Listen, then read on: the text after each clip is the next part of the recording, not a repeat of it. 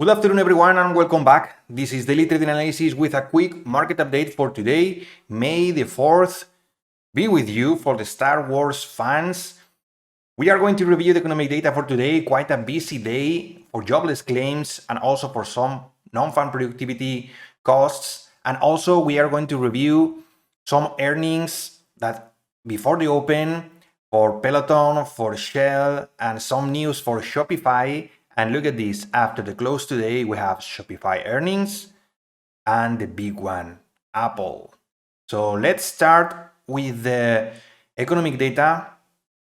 First of all, initial jobless claims came a little bit higher, so that's decent news. We were expecting 240,000 and we got 242,000, higher than before, but this was adjusted.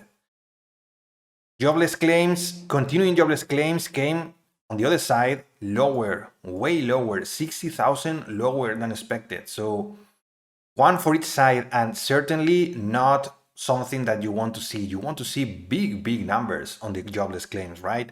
So at least for beating inflation. If not, you want to see good numbers to avoid recession. This is the tricky part.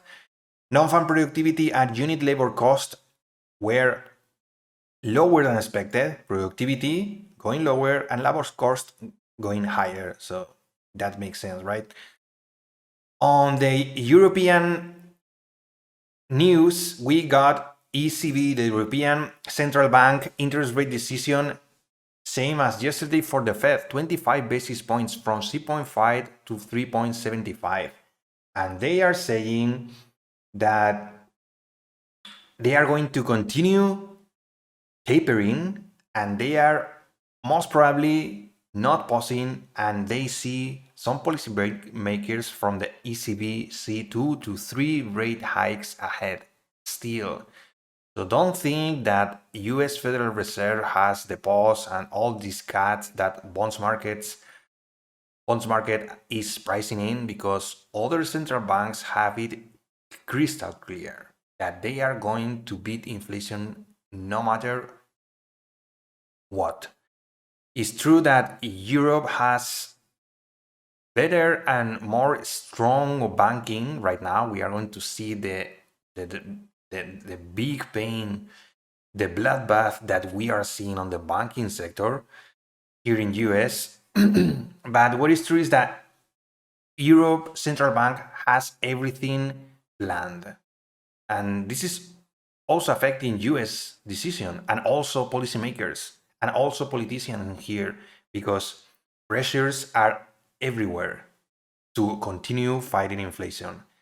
I think Feds are doing a good job, in my opinion, and they should continue doing so.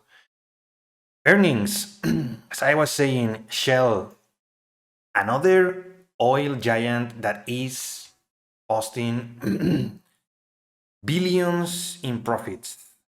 Another one. We are not going to enter into too much detail, but 9.1 billion. It is what it is. We are paying corporate greed profits for all these oil companies. Shopify, not earnings. We will have those after the close, but Shopify announces that it's going to cut 20% of its workforce. I mean, this is something that ahead of its earnings might cause a little bit of hype, because cutting costs is always good for shareholders, not for the employees, but for shareholders. But we will have to see after the close, and I will provide some summary tomorrow how this affects the stock price.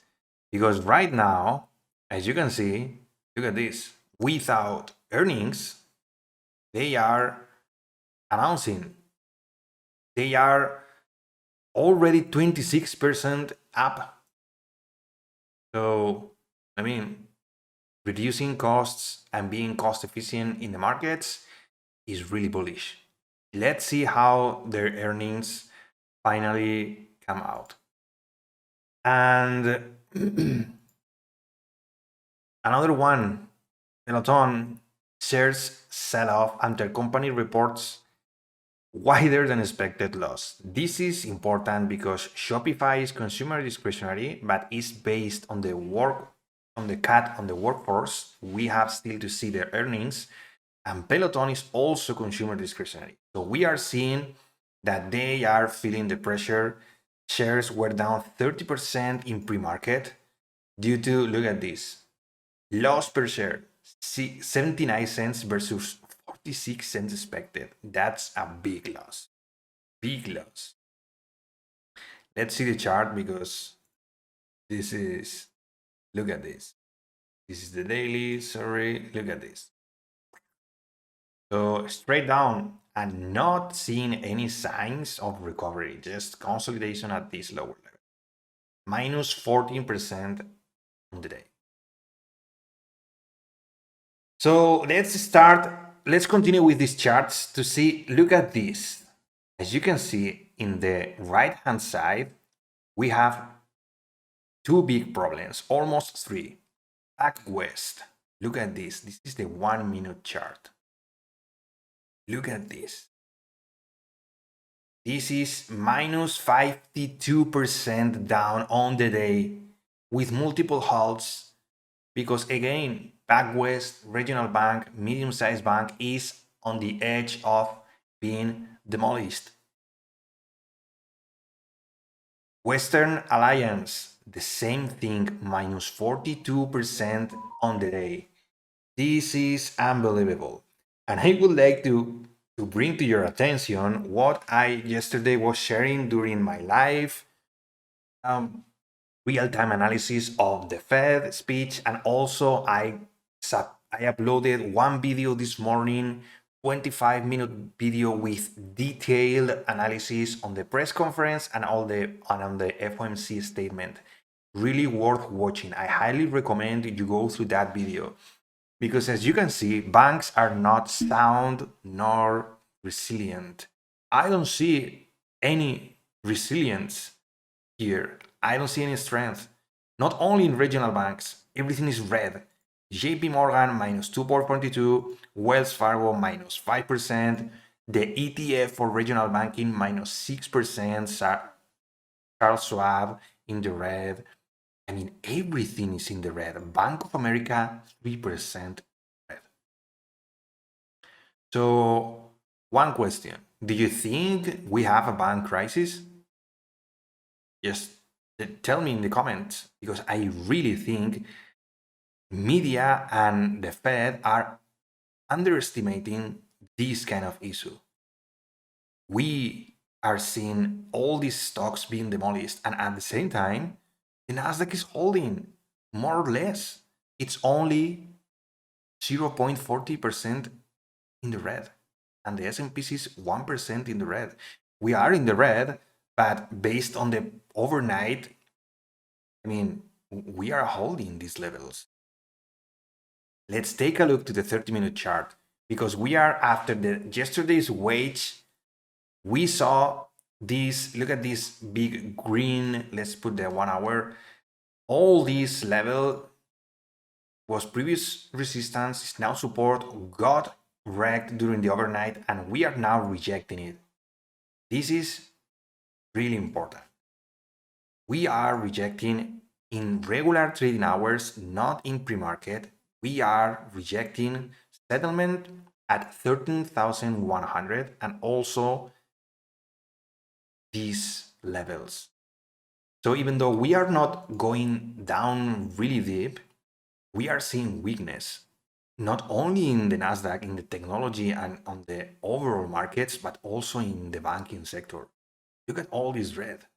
Everything is down. The only thing that is up that is worth mentioning, it's XLU, utilities, part of the defensive sector. But apart from that, crude oil, look at this daily. Wow. It got demolished here to here. I have one Fibonacci for this possible bounce at the 61.8 around this level of 75. But look at this, guys. This is price range, not price, but also date and price. So since we started falling off the 200, we got 20% down on crude oil in 9 days. Did you see 20% discount on the gas pump? You didn't, right? So we should be seeing really, really, really low prices at the gas pump because we are at December 2021 levels on the crude oil futures. So come on, corporate greed again. So crude oil is showing demand destruction. Gold is showing strength due to being the inflow of all the money that is going out from the banks, that all the money that is not going to the dollar, because dollar is obviously, look at this level, is super critical, 100. And all the money that Bitcoin is not getting for now, we are just pumping on gold, on metals. Certainly on gold, not on copper, because copper has its own indication of the economy. That's why we are seeing this descending triangle. And if we see this breakdown, prepare because the economy is going into a big recession. Let me tell you. So yields are being destroyed, and look at this. This is critical. We are on the two-year yield, we are below 3.70. If we close down here, it would be the first time we close at this level since September last year. The 2-year is the one that is mostly affected by the Fed policy. The 10-year is the actual economy and is the long term, one of the most important yields in the entire market, the US 10-year. It's also below 3.32. Please go back to my videos and review the highlights and the focus that I'm putting on these yields at these levels. If we close below here, prepare because we are going to see, with all this banking crisis, we are going to see real pain. Interest rates futures. This is December. I encourage you again to see the video I uploaded this morning analyzing FOMC statement and also the press conference from Jerome Powell. This is bonds market pricing in like almost 100 basic points of interest rates cuts at the end of the year. Why? Because all these banks are failing. Because there's a huge crisis in the regional banking sector that anyone is willing to accept. The Federal Reserve is the first one that is not willing to accept this, but they have their mandate. We need corporate greed to stop, and we need prices to really come down. And then Federal Reserve, once inflation is beaten, we can have support from them. There's no way we can support the economy and at the same time fight inflation. We have to decide. And for now, Feds are deciding on beating inflation. If it turns out that we enter a recession, well, it is what it is. It's better to enter a medium-sized recession with this strong economy in terms of labor, housing, and consumer spending than it is to see inflation going back up again. That would be insanely bad for the economy. But look at this, everything is red. Interest rates, big. September also going down, 4.7. So if we are, as of yesterday, we are at 5.25, we are pricing in huge interest rates cuts in the upcoming months, not even 6 months. That is historically the time that Fed takes to start cutting rates. We are pricing in cutting rates as soon as July. go ahead and review my video this morning to see all the information and all the breakdown of that press conference and what does it mean for us and for the market moving forward. Let's focus also on the Russel. The Russel, small caps is usually a leading indicator of risk on the markets. And since this breakdown, since I think it was 1 week ago, since this breakdown, we've been chopping and going down. If we break down this pivot here and we have potential to go 162 on the IWM, on the Russell 2000, there's clearly risk of the markets. We will be seeing for sure sector funds on the defensive going up, and the big tech is going to roll down. It's going to be annihilated. Apple is minus 1% today.